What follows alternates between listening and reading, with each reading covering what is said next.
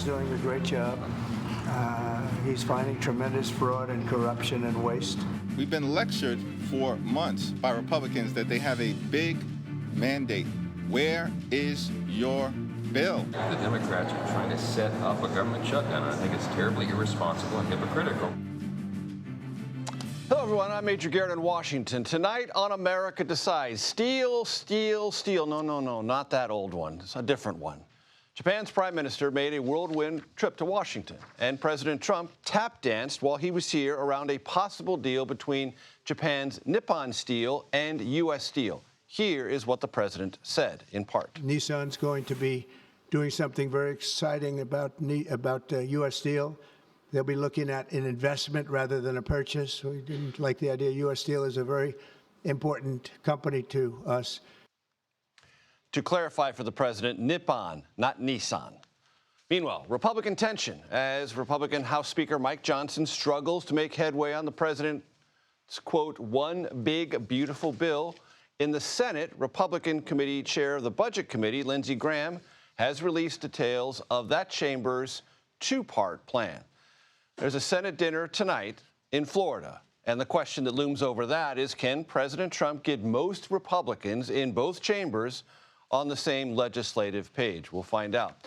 Plus, Musk's next target. Could the Department of Government Efficiency, as it's come to be known, set its sight in some way or another on the data at the Social Security Administration?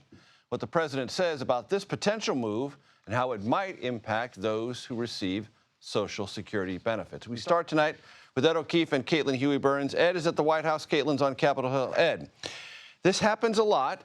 I just got handed a sheet of paper with new news about the federal workforce and an intercession by a D.C. federal judge. Let me read it to you, and then we'll discuss. Yep. Federal judge has ordered a temporary restraining order. For you legal beagles out there, that's a TRO. We're probably going to hear that phrase, that acronym invoked more than once in the next few weeks. This temporary restraining order would block 2,200 employees from being put on administrative leave. He will decide later tonight about the fate of 500 federal employees already on leave. And I note this in our note about this information, Ed. The judge pushed back on the government's quote-unquote findings that there is corruption and fraud, as alleged by the President of the United States. The government attorneys had no response. What can we make of this particular legal development? That, once again, a move made by the Trump administration in its first 17 days back on the job has been at least temporarily paused by a judge. We should point out, by the way, this judge was a Trump appointee here in Washington who ruled this way, saying, you're not giving me enough information to justify doing this tonight, and not enough information as to why it has to happen so quickly. What's telling here is this appears to be headed towards a conversation in the legal space about what constitutes fraud versus what is potential waste or abuse versus what's just a spending decision that's not aligned with the current administration.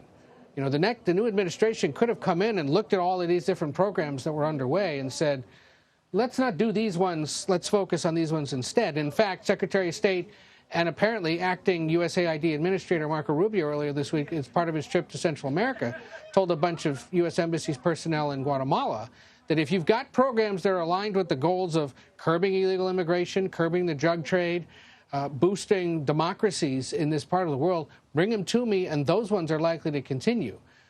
Republicans over the last several days have cited all sorts of examples of USAID funding that went in modest sums, in some cases just 5 figures, to help fund theatrical production in Ireland that might have promoted Irish-American unity and diversity, equity, inclusion. Okay, that's an example of soft power, certainly, but given the DEI component, maybe something the Trump administration is not a fan of.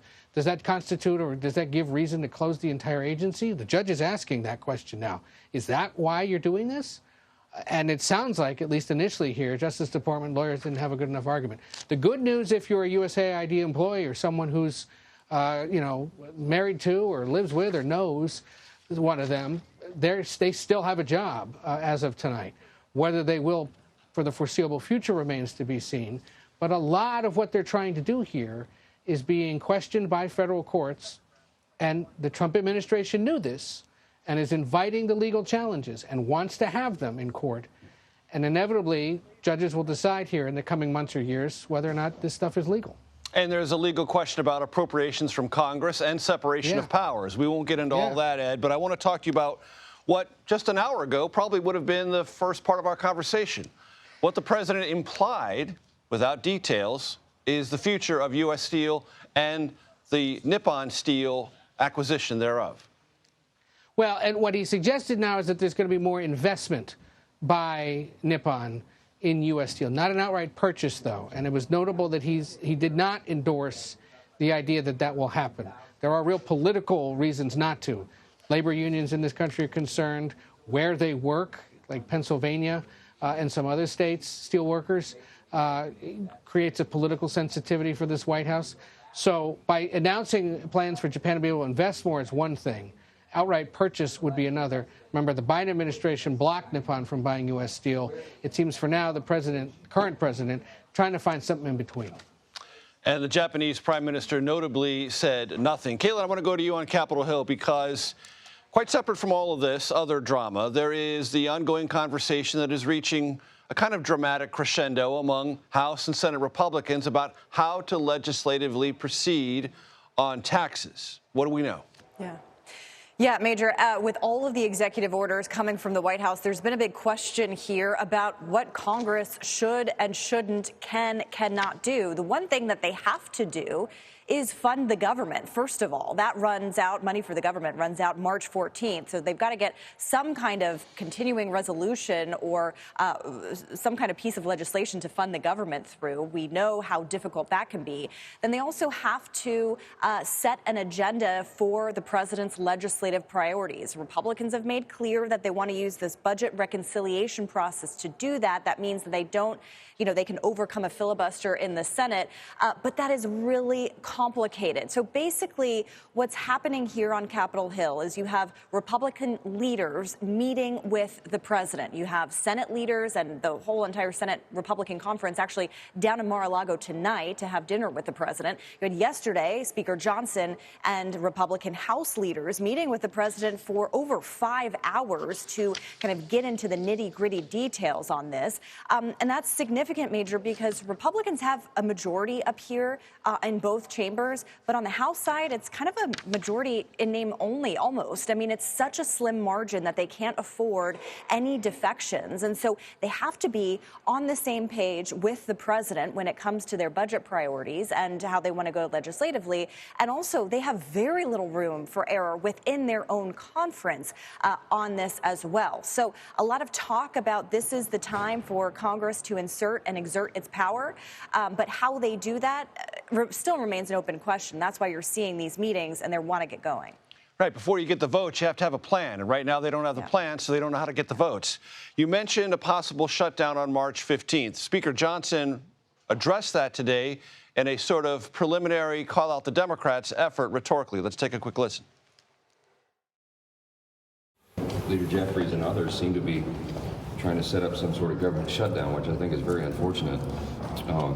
We were negotiating in good faith and trying to get the top line number, but so far as I know, they've been sort of unresponsive the last 2 days or so. So, Caitlin, that seems to be the next drama. Yeah, and the finger pointing has already begun, so what does that tell you? The reality here is that Democrats don't have a lot of leverage really on anything in Capitol Hill except for when it comes to these sorts of things. They know that Republicans can't afford to lose any of their members, so they're not willing to provide votes really for anything. We also saw that when Speaker Johnson did negotiate with Democrats on a budget bill, his own conference didn't like that. Remember, Elon Musk kind of led the charge in blowing that up. So they have a very fragile majority. Democrats know that, and that's where you're seeing this kind of situation on the brink. But going back to kind of what we've seen from executive order standpoint, I mean, there's a big question up here about whether the government has funded some of those buyouts, right, that the administration is promising. Right, buyouts promised through September, funds only available through March 15th. Thanks for making that point, reminding us of that. Caitlin Huey-Burns, Capitol Hill, Ed O'Keefe at the White House. Thanks so much.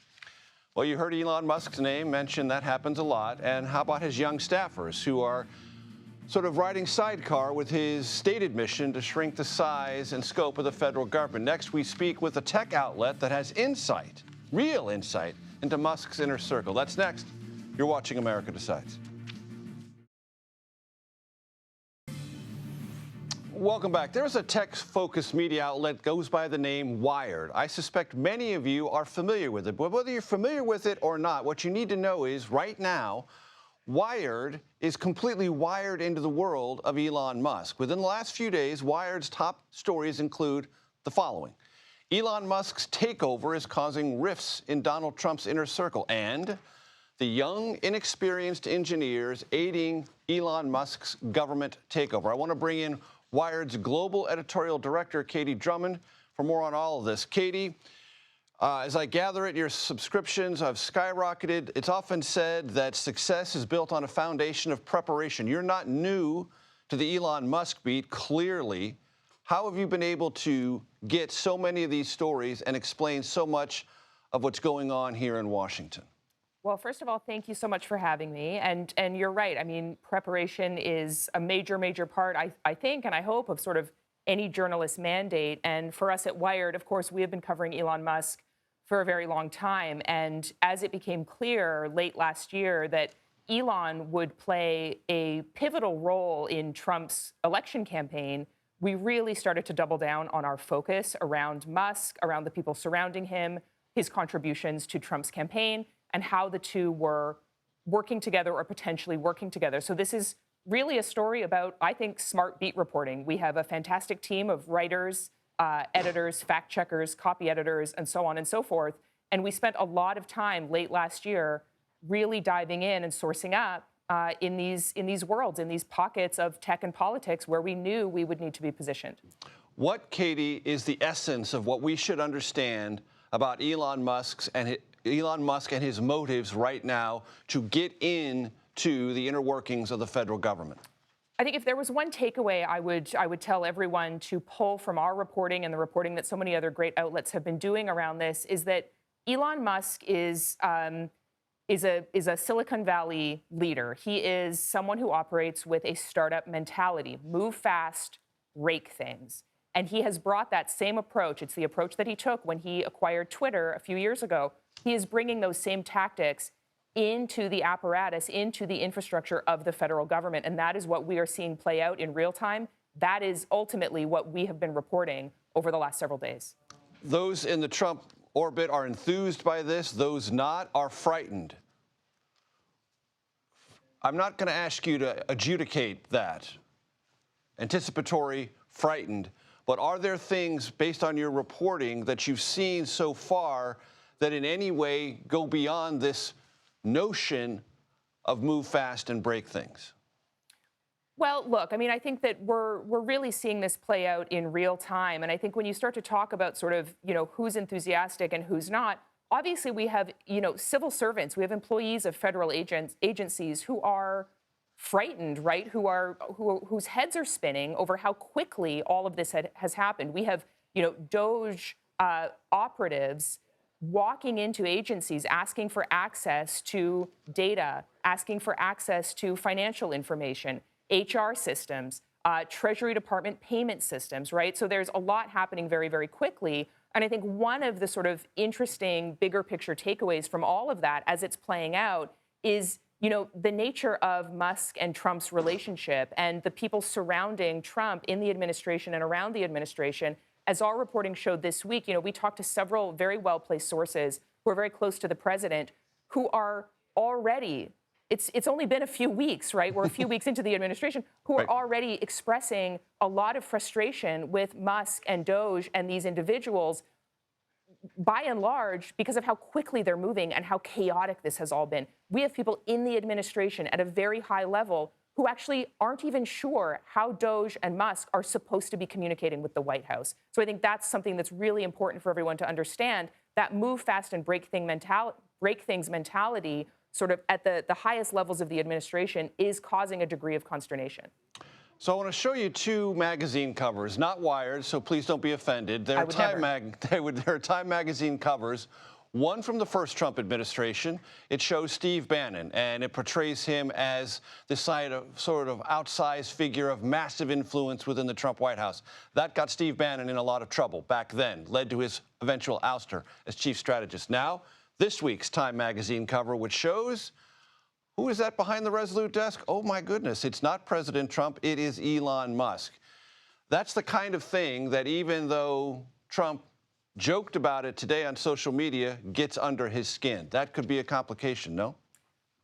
I think it remains to be seen. I mean, I know that even last year, even before Trump was elected, there was already conversation among experts, pundits, journalists, people close to Trump, anticipating this collision course, right? The battle of these two massive egos that we are now, again, seeing play out day by day, beat by beat. And I think that, of course, when you look at sort of the president's history with anything that sort of scratches that ego just a little bit, right, dents that ego just a little bit, we've seen that play out before. As of now, everything we are hearing is that the president is very happy and very enthusiastic about what Musk is doing. What's really going on behind the scenes, I think, and how that might change, will take some time to play out. But I think it is an open question. How long can this marriage between Trump and Musk really last? Wired. Required reading, folks. Katie Drummond, thanks so much. Thank you. Next, the fight to keep the information of FBI personnel who were involved in January 6th investigations private. That's next. You're watching America Decides.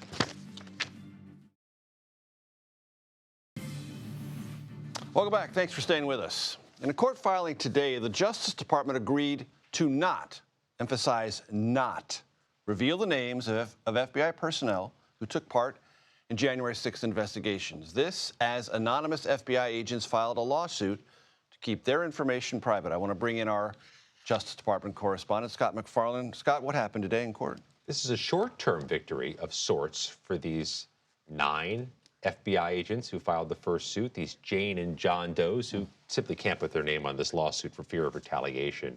The department, under court order, has this agreement with the agents not to publicly release this very controversial list of names. Their names or everyone's names on the list? All 5,000 names, including those 9. They've agreed not to release it, but that's only one component of the fear. Forever or for just for a while? I think through the course of this order, this consent order that they've come into, it doesn't permanently preclude them from doing so. But I think that's secondary to the concern a lot of these agents have. They're worried about it leaking out. Yes. Not a formal release by the Department of Justice. They're worried about somebody snapping a photo with their phone and sending it out and then getting far and wide, and this would move quickly. That's not precluded by court order. So there's not a lot of comfort derived from this order, but I think it moves in the right direction for the attorneys who continue to battle over what the FBI plans to do with this list outside of release. What kind of investigation are you undertaking here? How meritorious is it to even have this list in the first place? And they have underlying safety fears, the agents. They have dual retaliation threats. The first one is safety. They're concerned about somebody who is sympathetic to the January 6th attackers or the January 6th attackers themselves coming for vengeance. They are specifically concerned with that. That's one. The second fear of retaliation is from their new bosses, that there's going to be some professional discipline simply for doing their jobs. And it's always worth underscoring this because it gets lost in the current week's political dialogue. 1,600 or so January 6 cases. Many of those defendants alleged the FBI overreached or did something wrong. Not one judge bought it. Not one judge saw there was sufficient evidence of misconduct by the FBI, and the juries... Or lack of due process or anything. And the juries convicted 100% of the times, despite allegations the FBI overreached or didn't give due process. Nothing is held up in court showing misconduct that is behind the entire compilation of this list in the first place. And you spoke to a lawyer working on all this. Yeah, one of the lawyers representing some of the agents says there is a bigger concern here, that this could have a chilling effect on FBI agents moving forward. If there's going to be lists made now, there could be lists made in the future. It makes it real difficult to pick which cases you should be going after. Throughout its history, the FBI has gone after whenever there's violations of the law, and there was sufficient reason to investigate. But take a listen to Pamela Keith, who was in court today and was in court yesterday arguing why this list is so toxic. I think scared is an understatement, Scott. I think they are terrified, not just with respect to their employment or their future careers, but the real danger that they and their families could be in. This is going to be a kinetic battle by FBI employees because this list exists. Quickly, the president said today there will be surgical firings of those within the FBI associated with January 6th. Yeah, it runs counter to the federal employment system. There's a different level of civil service protections for FBI employees than for those who work at the General Services Administration, but you can't just fire people. You have a process to show reasons, to show cause. That can't be done surgically. There was some underlying misconduct, some insubordination, something for cause. Something to merit an involuntary separation, as they call it. That takes time. Surgical may be a misstatement. Right, not just working on a case disfavored by the current president of the United States. Scott McFarland, as always, thank you, sir. Thanks, Major. Well, here's a question for you. Will it be one big, beautiful bill? That's the president's words, not mine. Or two for the president's legislative agenda? Our reporter panel will dig into that next. You're watching America Decides.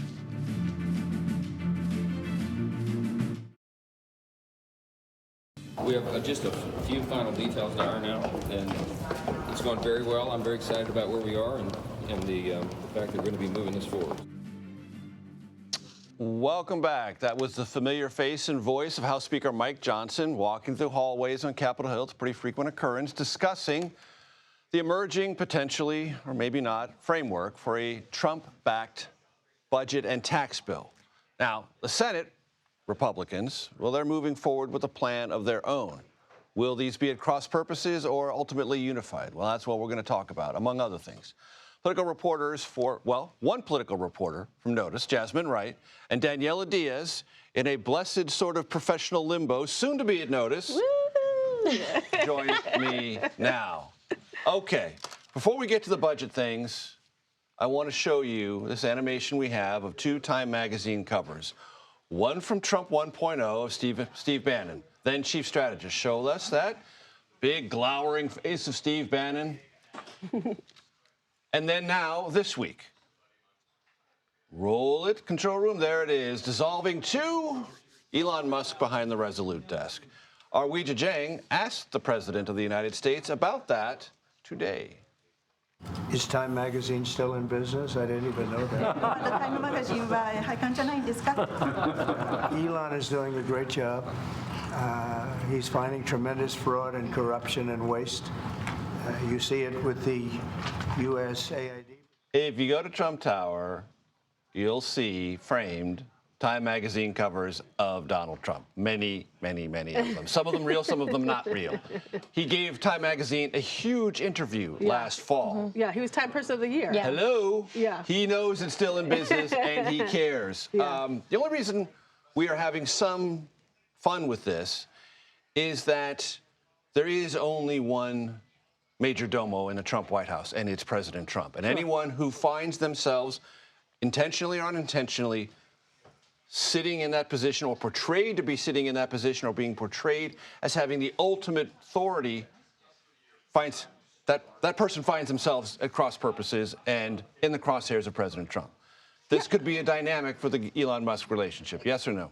Yes, exactly. I mean, I think it's fascinating because just about every single time that Trump is talking to reporters, he's getting at least one question about Elon Musk, about what he's done, whether he approves it, how much rope does Elon have, who is doing, is Elon acting on his instructions or is he acting on his own instructions? Kinds of constant questions, not just to him, but also to Caroline Leavitt, to other officials within the government. So they know that reporters are interested in trying to see whether or not there is daylight in between these two really kind of massive ego men. Trump continues to say that things are okay, that he likes what Elon is doing, that Elon's going to do only what Trump allows him to do.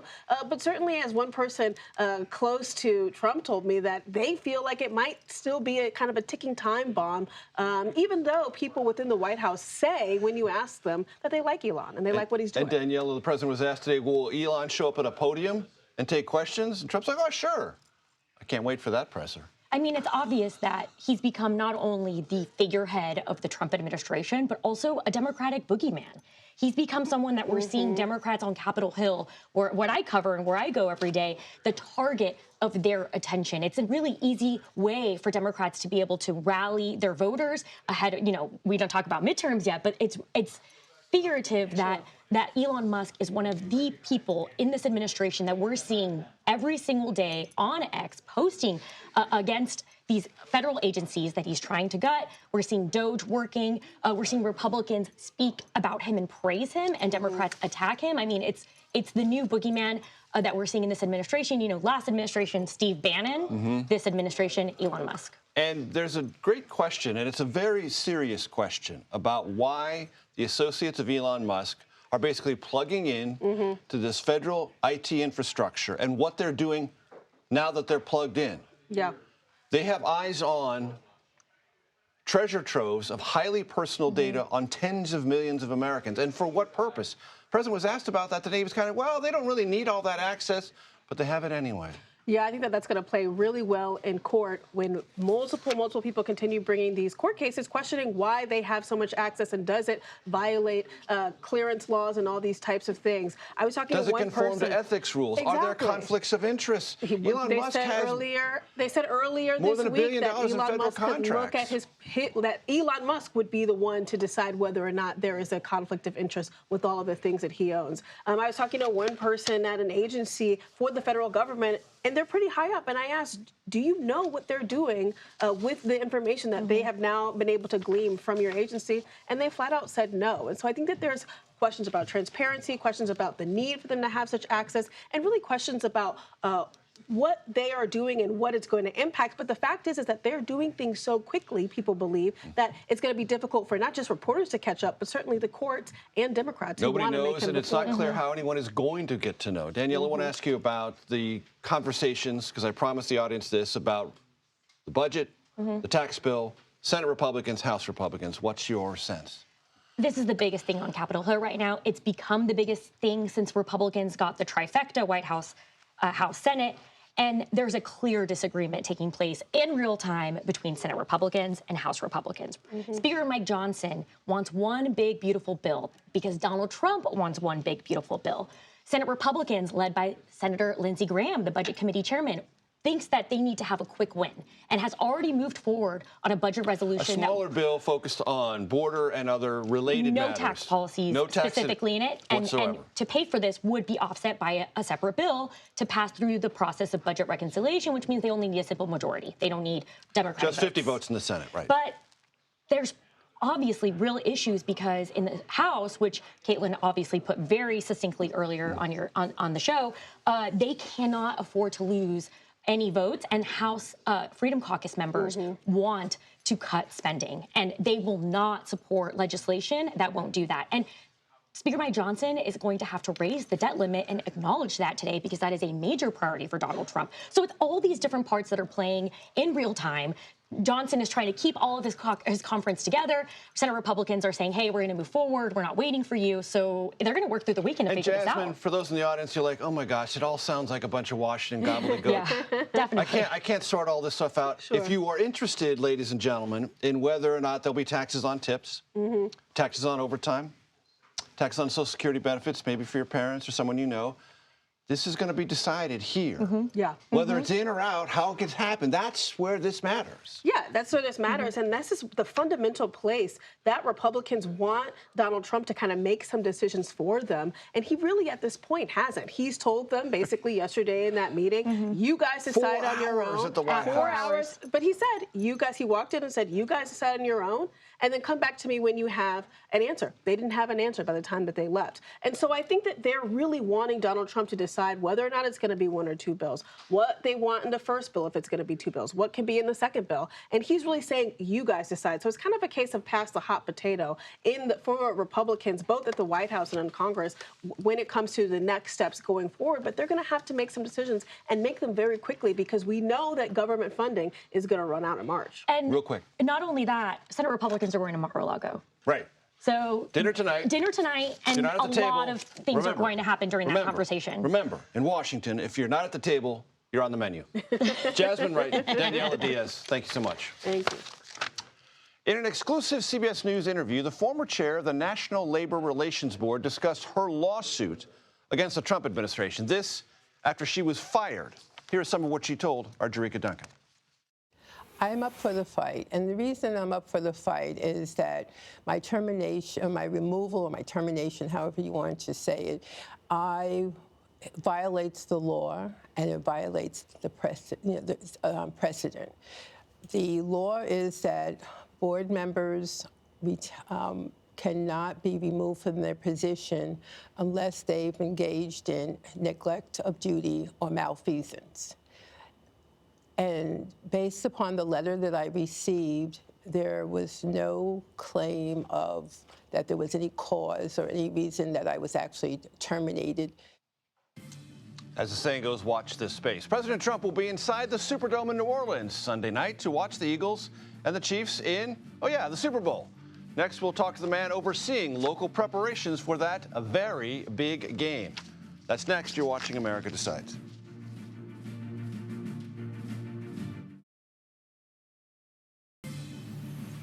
Welcome back. Most of us will probably have football on the brain this weekend, and the debate will probably rage forever. Who is the greatest NFL player? But just so you know, there's really not much question who the greatest president to play football was. That honor goes to our 38th president, Gerald Ford. Ford played linebacker and center at the University of Michigan, was the team's MVP in 1934. He was offered spots on the Green Bay Packers and Detroit Lions, but turned them down, deciding instead to coach at Yale, where he would also attend law school. In hindsight, for him, politically, not a bad choice. President Trump, for what it's worth, will make football history of his own Sunday, becoming the first sitting president to attend the Super Bowl. For more on preparations for Sunday's very, very big game, I want to bring in Michael Hecht. He is the CEO of Greater New Orleans Incorporated and has been dubbed by the city, I didn't even know this was a thing, Super Bowl czar. Michael, it's great to have you with us. Great to see you, Major. How you doing? I'm well. Listen, I was on the anchor desk January 1st here in Washington. It was a terrible day in New Orleans. How is your community doing? I'll get to the Super Bowl in a second, but I want to ask you about those affected by that and how the recovery has gone since. Yeah, thank you. I think two things are happening simultaneously. There absolutely is still mourning and grieving going on for the victims, and there's a very touching memorial in the first block of Bourbon Street. At the same time, there is a joy and excitement in the air in anticipation of this weekend that, to be honest, I haven't felt since 2010 when the Saints won the Super Bowl. So I think that people are still introspective and thoughtful about those who we lost. There have been improvements in safety, no doubt. But the joy of this game, I think, is going to transcend everything. How does President Trump's arrival influence any of that? Well, it's just one more thing. I mean, yeah, I bet it is. The fact is, Major, this is already what's called a Tier 1 event. It's already the highest level of security. It involves local, state, and multiple agencies at the federal level. And they're going to manage the president's visit in the same way. And to be honest, we're just thrilled. It's an honor for us to host the president. The Super Bowl has gone from being just a championship game to being almost like a domestic Davos. And so somehow it feels fitting and appropriate. And I can't say that we're surprised. And frankly, we're thrilled. New Orleans is a world-class city, has been for hundreds of years, especially now it is. It's just a great place to come. You mentioned this Davos thing. It's not just the game on Sunday. There is an entire couple of weeks of preparations. Lots of people come in. There are conversations, business and otherwise. How does that flow through what becomes of New Orleans 6 months from now? You know, I cut my teeth on this working in New York City after 9/11 with Mayor Bloomberg and Dan Doctoroff, and I saw the 2012 bid for the London Olympics, or for the Olympics. New York lost to London, but that event was the catalyzer for a lot of enormous projects like Hudson Yards or the High Line, new parks, new subway lines. And in the same way, we're really using the Super Bowl to, one, have an extraordinary event, but also to do things for the future, to sell for the next Super Bowl, to sell to the next tourist or convention or business, but also to make infrastructure improvements in the city that are going to benefit residents for years to come. So it's really a forcing function, which allows you to get done, allows you to do things that you wouldn't have been able to do as quickly, while at the same time being able to show off the world to perhaps up to 150 million people around the world. And that's priceless. Walk us through Sunday. What's your Sunday going to be like, Michael?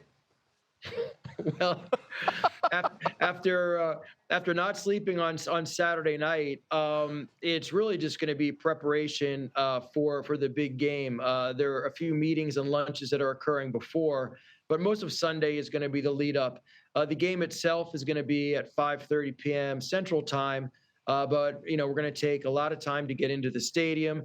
And frankly, what I've been doing a lot of right now, Major, is just walking the streets. One, to see what final improvements need to be made. It takes me back to my days in the restaurant business, right before you open the doors and you're seeing that all the silverware is laid out. But it's also, I think, just to soak in the joy and the vibe. I mean, we're living in such a divisive time. I think that something about the monoculture of the Super Bowl, maybe one of the last remaining ones in the country, and just the joy associated with it, is something that everybody is kind of reveling in. And so now we've got the game, we've got Taylor Swift, we've got Kendrick Lamar, we've got Donald Trump. It is everybody converging on a city that does culture and humanity, in my experience, better than anywhere on earth. So there's a lot of pressure, but also enormous positive energy out there. Any predictions? I predict that we're going to have a fantastic game and that this is going to be the greatest Super Bowl of all time. A not too cautious prediction. Michael Hecht, thank you and best of luck to you. Thank you, Major. I appreciate the time. Coming up, thousands of people lost their homes in Southern California wildfires that were sparked 1 month ago today. Next, we'll speak to one of the victims who's sharing his story about the loss of his home and the very painstaking road to recovery that for him and many others lies ahead. You're watching America Decides.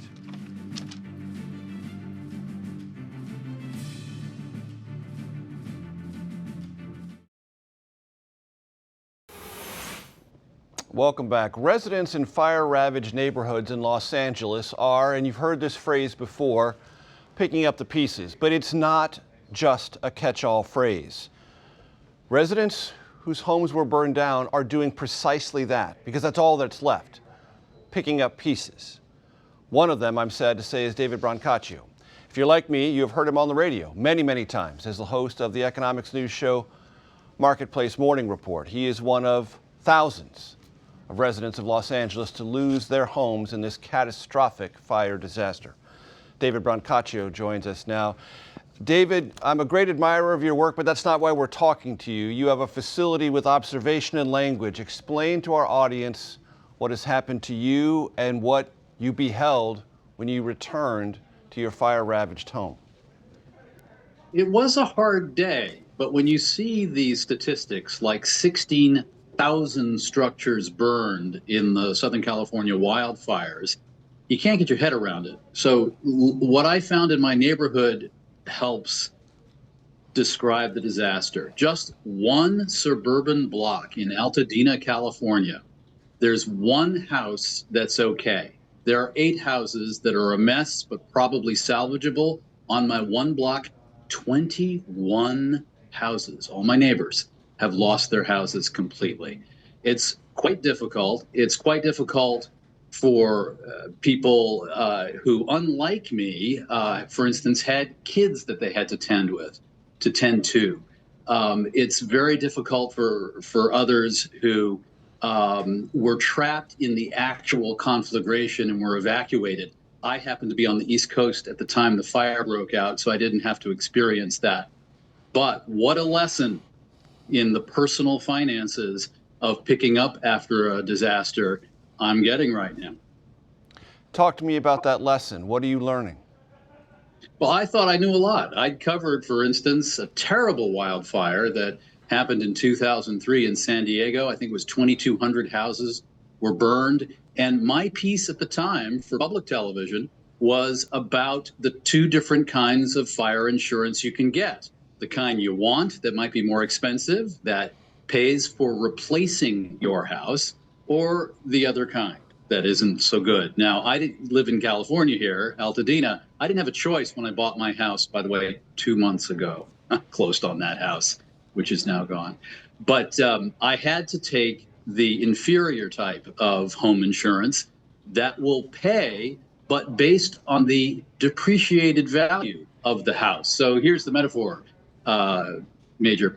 It's like this. Imagine a kind of insurance for your car. You have, unfortunately, a car crash, and the good insurance pays for you to get a spiffy, brand new whole car after the accident. The other kind of insurance is like, okay, your car was worth $35,000 new, but we're going to give you $2,500 because it's 8 years old and dented. That's the other kind of insurance. You don't pay that much attention to this when you're buying the coverage. Often your choices are based on how much you're going to pay for that insurance. And one of the great ironies that I've run into with this whole thing is I wasn't living in a particularly high-risk fire area. My insurance policy rates my risk on a scale of 1 to 10. My house was only 4, yet you've seen what the firestorm has done. And David, talk to my audience about the practical difficulties you and your neighbors face. Let's say you're well insured. Let's say you have a nest egg that you can call upon, real financial resources, which some may have, others probably don't have. But let's say you have that. What are the practical difficulties of just getting someone where you are to begin the process of building something new?